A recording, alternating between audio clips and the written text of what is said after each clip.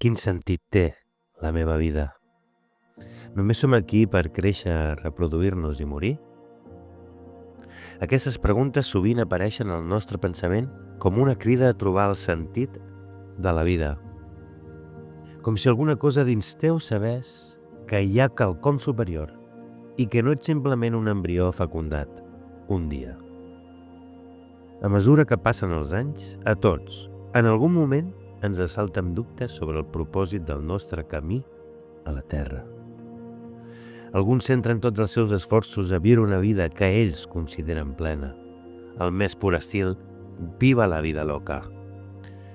Amb aquesta conclusió al cap, després d'haver-se fet la pregunta que hem esmentat abans, s'escarrassen perquè així sigui. Viu intensament que la vida passa molt ràpid, es diuen. D'altres simplement veuen com la seva vida passa, sense més. Conformats amb la conformitat, deixen que la vida visqui per ells, sense ser realment els qui la viuen. A Colossencs, capítol 1, verset 16, trobem el següent. Tot va ser creat per ell i per a ell. La teva vida sí que té un propòsit i no és viure-la com et sembli millor.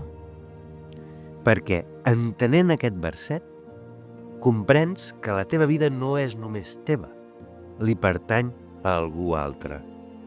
És un regal que Déu t'ha permès viure en això que anomenem vida. I aquesta vida de préstec que tenim ha de ser viscuda per Déu, que va decidir que la visquessis per tal que en algun moment clau, com ara, poguessis rendir-te a ell i a la seva crida.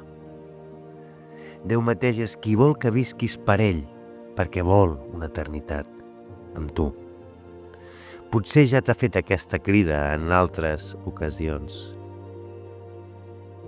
Aquella veu que et va fer aquestes preguntes és la part del teu esperit, que busca trobar-se amb aquell que va insuflar el seu alè de vida en el primer home i, com a conseqüència, en la resta de nosaltres. Després, tot serà fet nou. Repeteix amb mi. Déu, he sentit moltes vegades aquella veu que em cridava a buscar el propòsit de la meva vida. Ara que he comprès quin és el sentit de la meva existència, vull entregar-te aquest regal que m'has donat per servir-te només a tu. Ajuda'm a saber com fer-ho. Guia'm en aquest procés, però sigues tu, sisplau, qui guiï la meva vida. En el nom de Jesús, amén. Que tinguis un dia molt beneït.